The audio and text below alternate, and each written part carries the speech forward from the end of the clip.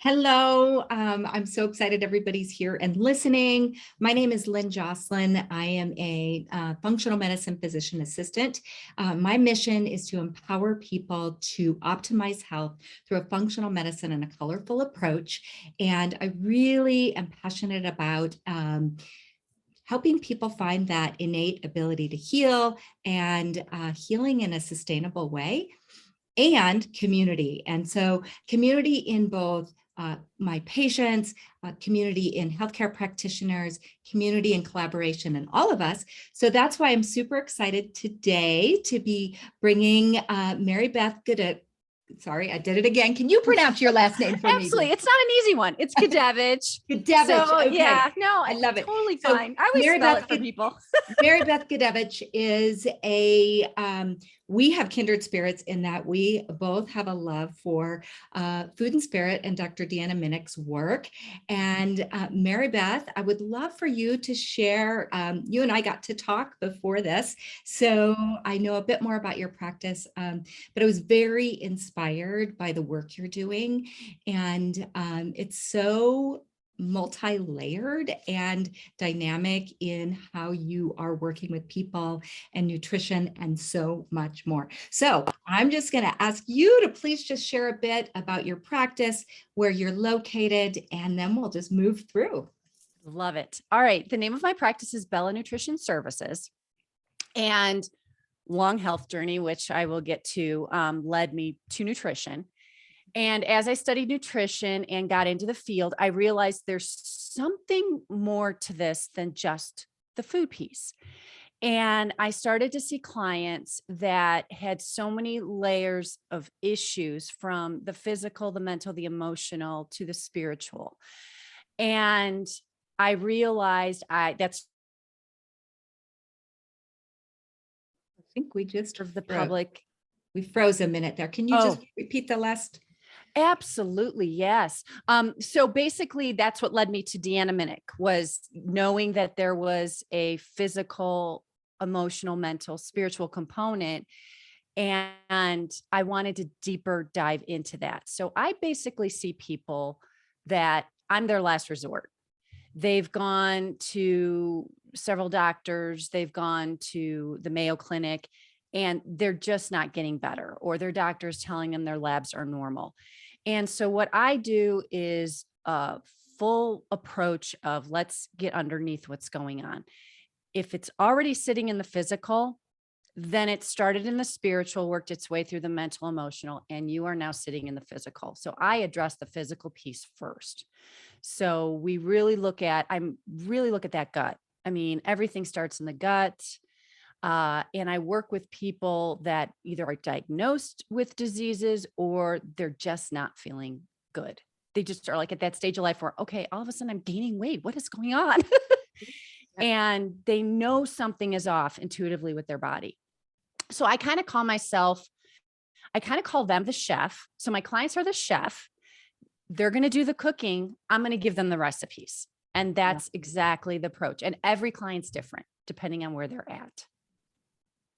That is beautiful. And I love how you preface, it starts in the spiritual, then mental, emotional, and then the physical, and you start there. And how do most people find you? Do you feel like there's, well, I'm sure it's referrals and that kind of stuff, but do you feel like there's maybe a deeper piece that when you say people get to you and you're the last resort? Well, two things. One, I want to switch that up, so you get to be on there first, and we, maybe don't get all the way to the physical. Exactly. But I guess my initial question is, do you feel that the people that find you in a way are ready to do the work, and how do they get to you? Yeah. So I do have referral sources, but there's also, I kind of call this I also use intuition in what I do. I've been gifted with that. There's a piece of that, marrying that science with that woo. So I kind of attract people in a way I can't explain. They find me. I'm not really big on social media. I'm starting to get more comfortable with it, but I call it that divine timing, right? They find me through whatever channel they find me, and they are 100% ready to do this work. Like, do not ask questions. ready to dive in. And in that process, they get their tools to heal themselves and they get their quality of life back. And it's a commitment. But yes, there is that I call it that intuitive piece, that you can call it a woo piece, whatever you want. But there is something when you set that intention that the people will come that need you. And that's kind of definitely a place I work from. And for some reason, I asked that question, and it wasn't necessarily something I thought of before. But when I'm sitting with you, and when I was sitting with you before, and we were having dialogue, that's very present to me. And so I think that's just such a beautiful piece. And I do believe part of doing these podcasts is there's so many different types of healers, and there's so many pieces to healing. And we all get and at different times of our life as well. So Yes. when people, I believe, come into different spaces with healers and different healers, there is a piece of that intuition that calls both parties together.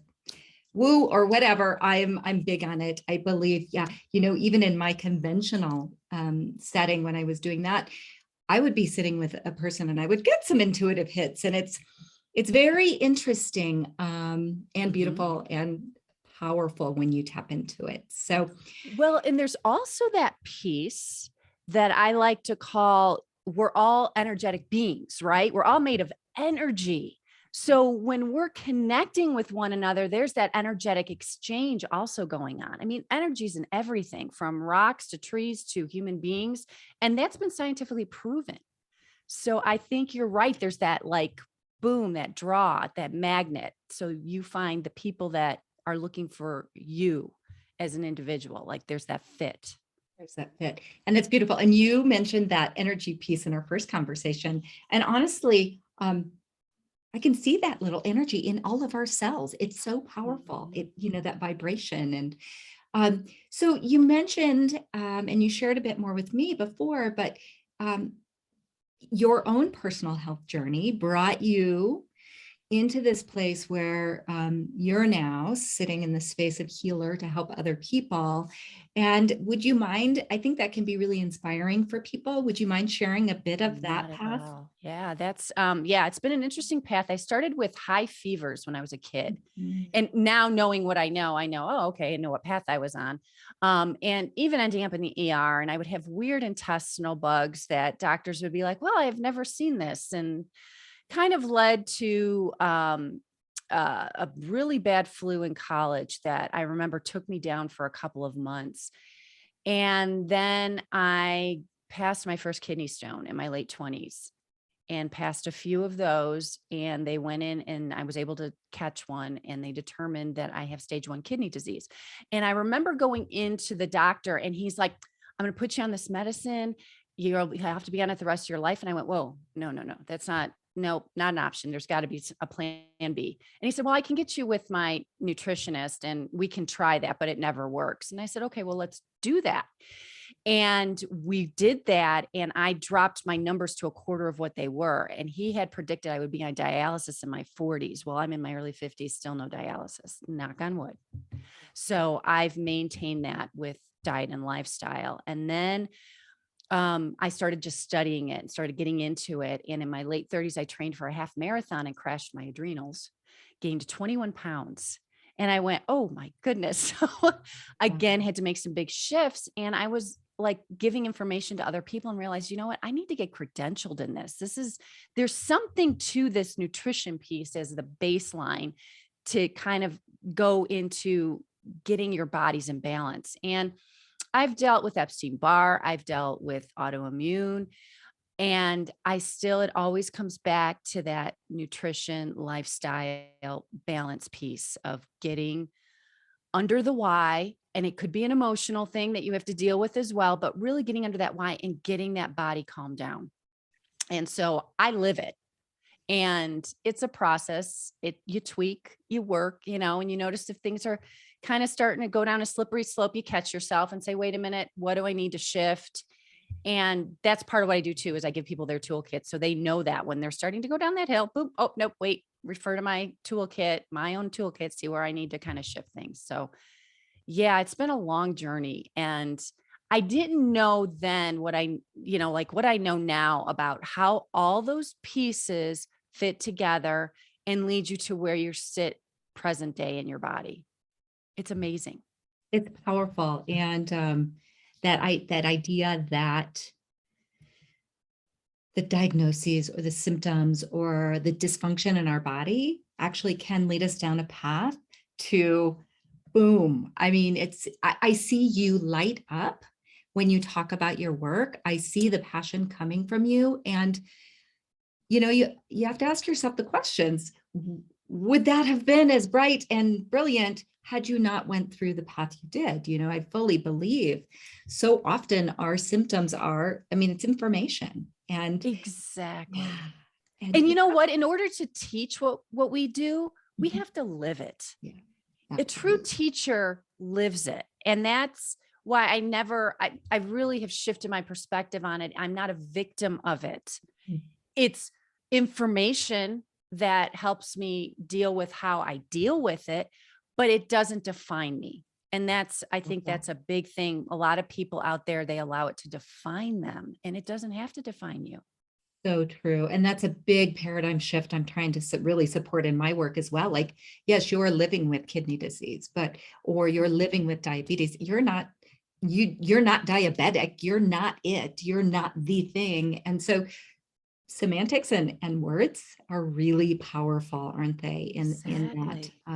And then you get to bring in that whole empathy piece. Mm-hmm. And I just also want to acknowledge and point out, you were really young when this awareness came about. Correct. And so there was something in you knew that nutrition was the right way. I mean, in your 20s to be told, be on this medicine, you're going to be on it, or you'll be in dialysis.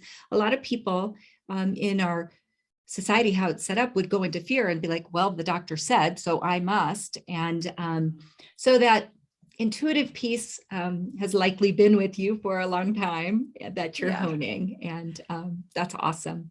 So in this work, part of the conversation that I'm having with practitioners is about how you fill your own cup up, and how, perhaps in your career, because you, as healers and practitioners, we sit in that space of giving a lot. And it's so important to find that balance, or burnout ensues. And burnout can ensue in something we love and can't wait to get up to do as well. So yeah, have you experienced some burnout in your field? And if you have, what have you done to kind of support staying in the work and keeping it bright? great question.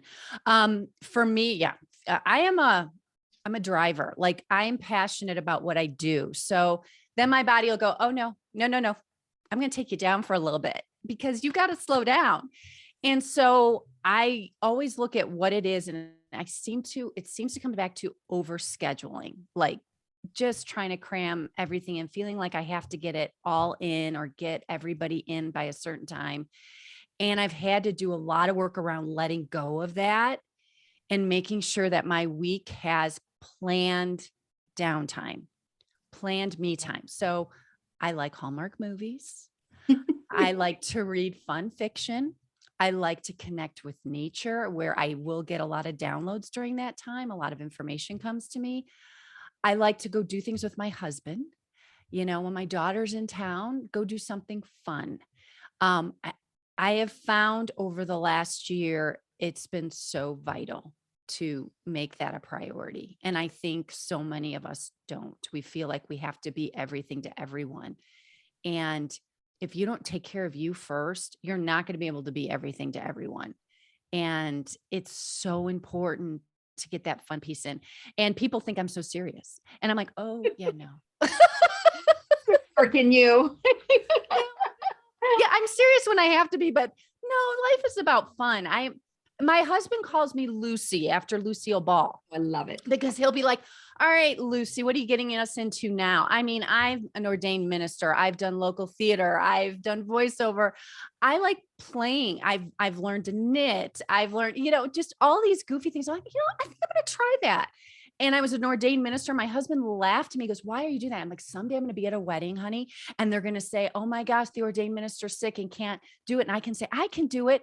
Well, the funny thing was that happened at my brother's wedding. Your brothers. Oh my brother's wedding. And my mom goes, your sister's an ordained minister. And my brother Bobby goes, what? So I did the ceremony. And Jeff goes, I'm just sitting here. I'm just like, okay, Lucy, I got it. That's a beautiful story. And probably just the way it was supposed to be, right? Because you've got to be like, how intimate to be in that place and be there for your brother in that way. Mm-hmm. And I mean, how many ordained ministers get sick? I mean, on the wedding day.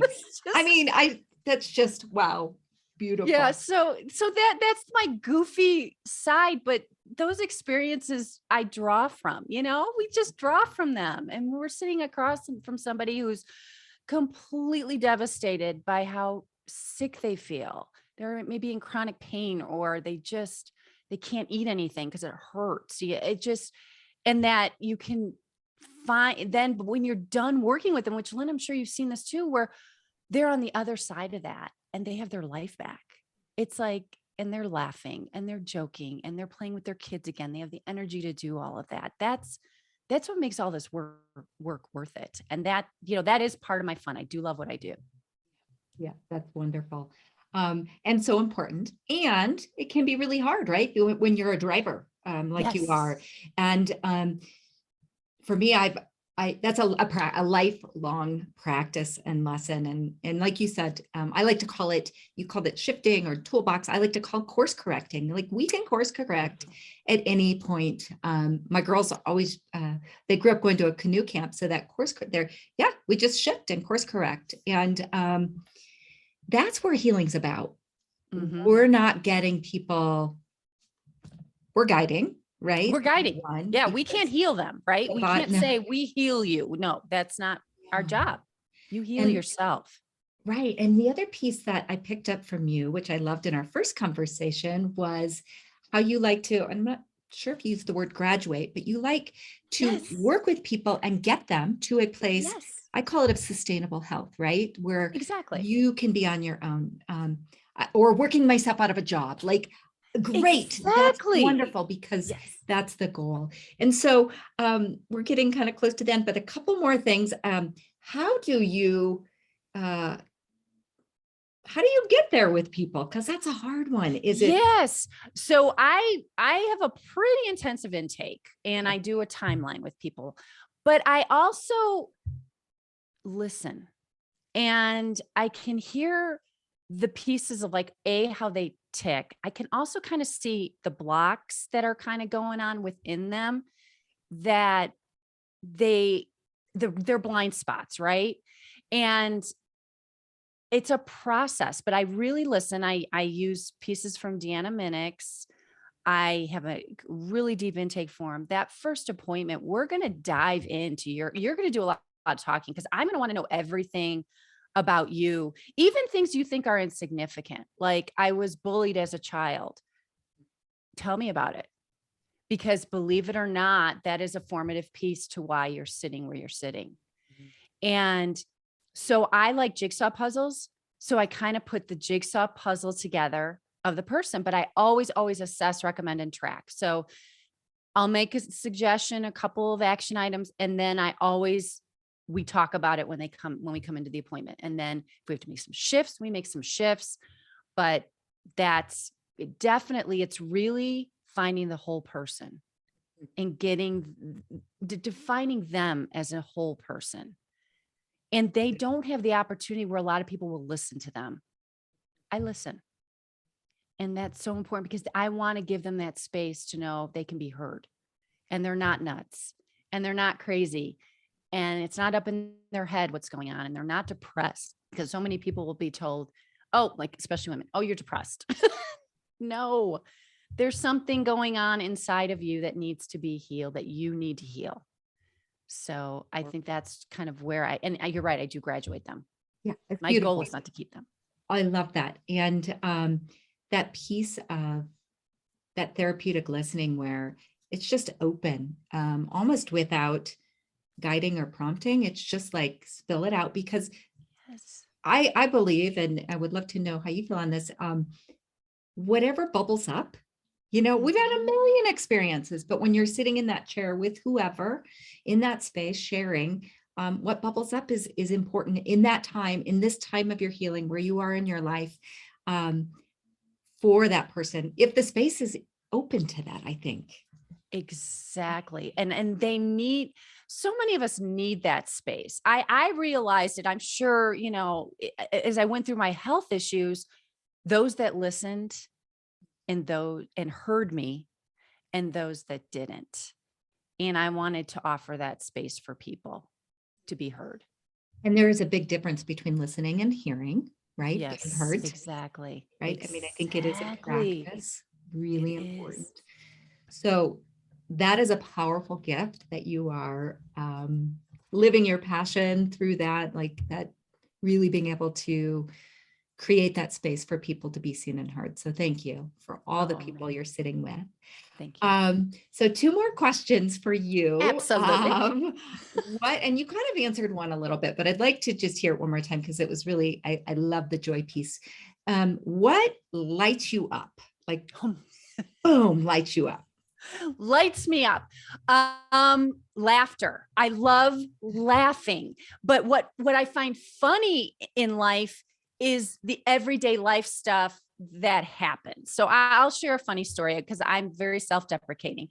When I was in high school, I used to carry this huge trapper keeper. Like, it was like this high. And my best friend, I had to run to the bathroom, and my best friend was waiting outside the stall. And I went into the bathroom. I set the trapper keeper down, and everything fell out of that trapper keeper under every single stall all the way down. And my best friend was on the wall laughing. I'm laughing at myself. And I'm like, that those moments of where some people would have probably been mortified, I just find the funny in the little things in life. It is truly laughter. I love to laugh. And I think that connection with people, when you can find that funny, that's my joy, is that. That's beautiful. And that, what came up for me listening to that was that guttural, that you almost can't stop. Correct. My best friend and I from grade school, we were first and second chair. She was always first. Anyway, it didn't matter. We would get the giggles of flute. We played the flute. Yeah. We would get the giggles so bad that we couldn't stop. And it's that kind of just pure joy and laughter. Yes. And thank you for that. I want everybody to have more of that. For sure. I do too. Life is too short, guys. We gotta laugh. We gotta have fun. It's so important. Yeah. And I'd just like to close with, and perhaps you already said it, but what if you could share some nuggets of wisdom of your health journey, your work, something sort of packaged up to offer as a generous gift to whoever's listening, from your experience? I would love to hear that offering. Absolutely. I think it takes a special kind of person to ask, why don't I feel well and what can I do about it? And I think the biggest shift, I think one of my big missions is stop blaming what's out here, because out here isn't why you're sitting where you're at. It's time to go into that heart space and to listen to your heart and to live from your heart and what brings you joy from your heart space. And we forget that we are in our mind all the time, or we're externalizing it. Bring it back into yourself. I mean, we got to start loving ourselves more and really listening to that heart space. And don't be a victim, be empowered. Take the time to be empowered around your illness and recognize, I need help. I have tried this. I've tried everything. I'm banging my head against the wall. I need help, because know that you can reach out and there will be help to teach you how to get back to you. And that's what so many people, I think, forget. Beautiful. And so with that, this wisdom of finding your heart, learning how to live from that space, Mhm. and asking for support. Yes. Recently I was having a reflection and conversation, and it was almost like, yeah, I know you can do it on your own. I know you can, but you don't have to, right? We don't Exactly. have to. And so that's beautiful wisdom. Thank you. Thank And thank you, you. Mary Beth, for being with us. And I will be putting some notes of how to find you Beautiful. in the notes Thank you. near the podcast. But can you just share with anybody who's listening where to find you? Is it your website? Yep. Bella BellaNutritionServices.com. I'm also on Facebook, Mary Beth Bella Nutrition Services, Right. and Instagram, Bella Nutrition Services at Bella Nutrition Services. So hook up with me there. I also have another website where I do offer classes with another person. That's at soulawakening.com. So if you're interested in that, that's really about empowering yourself. Would love to see you, love to meet you. We offer free meditations once a month. So come and join us. It's fun. And for anybody listening, I will be putting those ways to find Mary Beth and her work. And if you have an opportunity to seek her out and work with her, I encourage it, because I feel it. I love meeting people and very quickly feeling that kinship because of the way they walk through the world. And you're one of those people, Mary Beth. So Thank you. Thank you, excellent. Lauren. Well, I'm going to go ahead and close up the recording, and I hope the listeners enjoy, and I'll have all the ways you can find Mary Beth in the notes. All right. Thank you so And much, we'll see Lynn. you next time. Bye.